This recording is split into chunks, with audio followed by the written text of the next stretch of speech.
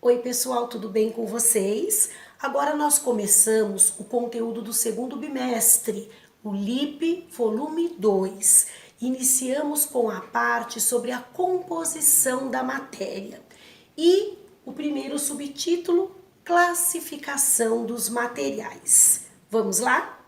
O conceito de substância química, ou simplesmente substância, como iremos chamar de agora em diante, está intimamente relacionado ao estudo da química. Os químicos consideram que uma substância é uma porção de matéria que tem propriedades bem definidas e que lhes são características.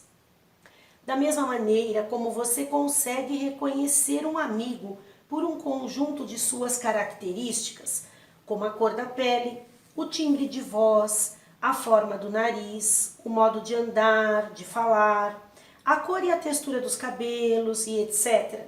Os químicos identificam as substâncias pelo conjunto de suas propriedades. Entre essas propriedades estão o ponto de fusão, o ponto de ebulição, a densidade, o fato de ser inflamável ou não, a cor, o odor, entre outras.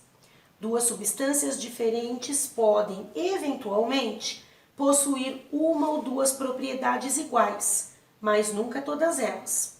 Caso aconteça de todas as propriedades de duas substâncias serem iguais, então elas são, na verdade, a mesma substância. Uma amostra de água, qualquer que seja a sua origem, na chuva, no rio, no mar, no lago, na geleira, produzida em laboratório, tem sempre as mesmas propriedades. Quando uma substância é produzida em laboratório ou extraída de alguma fonte natural e desconfia-se ser uma nova substância, os químicos primeiramente determinam suas propriedades.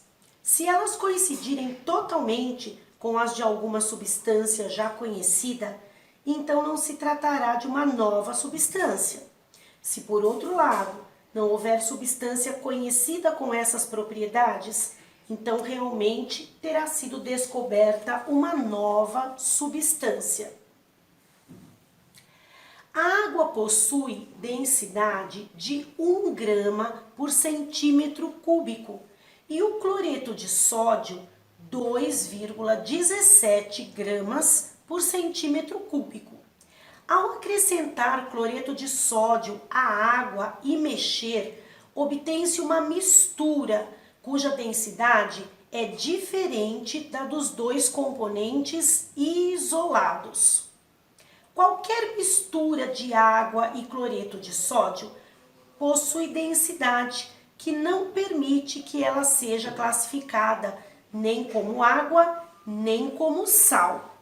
Verifica-se experimentalmente que uma mistura de água e cloreto de sódio colocada num congelador não congela a 0 graus Celsius. Essa mistura inicia seu congelamento abaixo de 0 graus. O valor exato depende do teor de sal e a temperatura não permanece constante durante o congelamento, mas diminui gradualmente.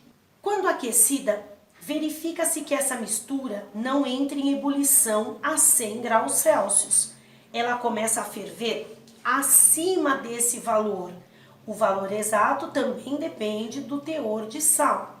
E a temperatura não permanece constante durante a ebulição, mas aumenta progressivamente. Perceba, portanto, que uma mistura de água e cloreto de sódio possui propriedades que não são características da água nem do sal. Agora, podemos estabelecer uma importante diferença entre substância pura e mistura. Uma substância pura, como o próprio nome diz, está pura, ou seja, não está misturada com outra substância ou com outras substâncias. Em geral, quando um químico refere-se à substância água, por exemplo, ele está deixando subentendido que se refere à água pura. Já uma mistura é uma porção de matéria que corresponde à adição de duas ou mais substâncias puras. A partir do momento em que elas são adicionadas, deixam obviamente de ser consideradas substâncias puras. Elas passam a ser as substâncias componentes da mistura. Ao adicionar um pouco de pó de ferro a um pouco de enxofre em pó, obtém-se uma mistura que não possui propriedades iguais em todos os seus pontos. Os pequenos fragmentos de ferro possuem as propriedades da substância ferro, por exemplo, a cor cinza metálico. E os pequenos fragmentos de enxofre possuem as propriedades da substância enxofre, por exemplo, a cor amarela.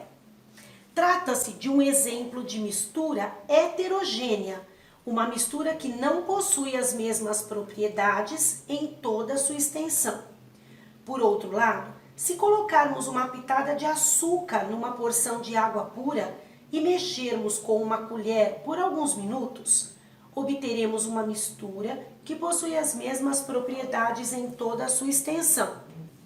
Colocando na língua uma gota proveniente da parte de cima dessa mistura, sentiremos exatamente o mesmo gosto doce que sentiríamos ao provar uma gota proveniente da parte de baixo dela. Além disso, quaisquer porções dessa solução são incolores, têm a mesma densidade, enfim, compartilham as mesmas propriedades. Esse é um exemplo de mistura homogênea, mistura que tem as mesmas propriedades em todos os seus pontos. Quando estudamos uma amostra qualquer de matéria, seja ela substância pura ou mistura, é bastante útil o conceito de fase. Podemos definir fase como uma porção de uma amostra de matéria que apresenta as mesmas propriedades. Uma fase pode apresentar-se contínua ou fragmentada em várias partes. Para deixar isso mais claro, considere o caso da mistura de óleo e água. Trata-se de uma mistura heterogênea, na qual uma fase é óleo e a outra fase é água. Nesse exemplo, ambas as fases são contínuas. Voltemos ao exemplo da mistura de ferro e enxofre. Nela, os grãozinhos de ferro constituem uma fase e os grãozinhos de enxofre constituem outra fase. Diferentemente da mistura de água e óleo, nesse caso, cada fase apresenta-se fragmentada em muitas partes. Numa mistura de água e açúcar, que é homogênea, existe uma só fase. Isso pode ser generalizado para todas as misturas homogêneas. Já que apresentam as mesmas propriedades em todos os seus pontos, são constituídas necessariamente por uma única fase. Assim, concluímos que uma mistura homogênea apresenta uma só fase e uma mistura heterogênea apresenta duas ou mais fases.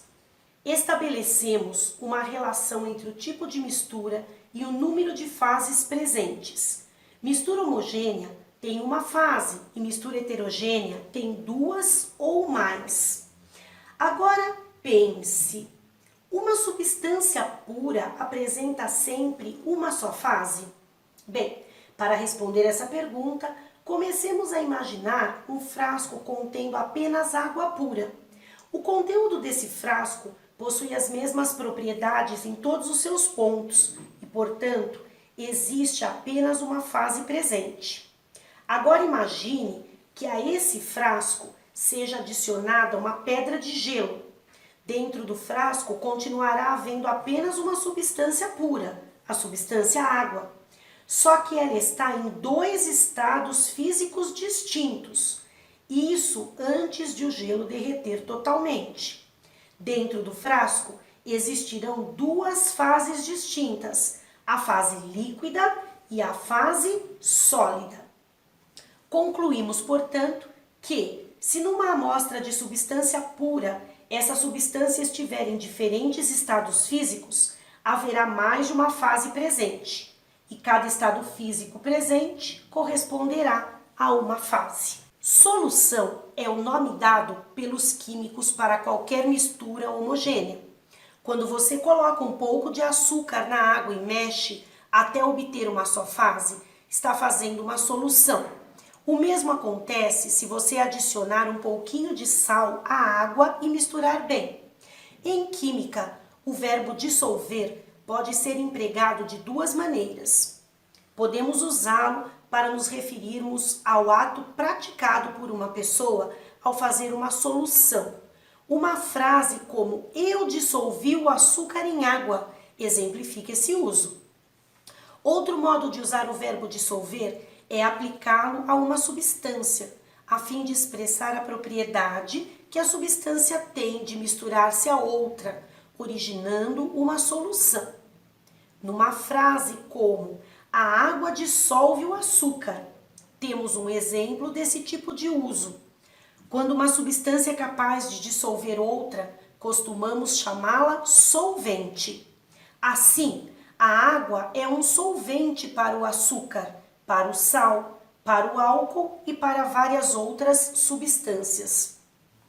A substância que é dissolvida num solvente, a fim de fazer uma solução, é denominada soluto. Se uma solução é preparada com o solvente água, dizemos que é uma solução aquosa. Ao dissolver açúcar em água, por exemplo, obtemos uma solução aquosa de açúcar, na qual a água é o solvente e o açúcar o soluto. São inúmeras as soluções presentes em nosso cotidiano, principalmente as soluções aquosas. Entre os exemplos dessas últimas, temos os sucos de frutas, os refrigerantes, desconsiderando as bolhas de gás eventualmente presentes, a saliva, o plasma sanguíneo, a urina, a água da chuva e até mesmo a água potável. Observe atentamente os rótulos de garrafas de água mineral e de outros produtos. Você perceberá que eles costumam informar quais os componentes da solução aquosa e quais as concentrações de cada um. Embora a maior parte das soluções esteja no estado líquido, existem também soluções gasosas e soluções sólidas. O ar atmosférico, convenientemente filtrado para eliminar partículas nele dispersas, é um exemplo de solução gasosa, na qual predominam o gás nitrogênio, cerca de 78%, e o gás oxigênio, cerca de 21%. Entre as soluções sólidas, podemos destacar o ouro, usado pelos joalheiros, mistura de ouro e cobre em proporção adequada, e o latão, mistura de cobre e zinco em proporção adequada. Qualquer dúvida que vocês tenham, me procurem pelo Skype. Num próximo momento, nós vamos fazer a correção dessa lição. Então, é bom que vocês façam direitinho para que na correção a gente consiga sanar as dúvidas. Ok, pessoal? Tchau e até mais!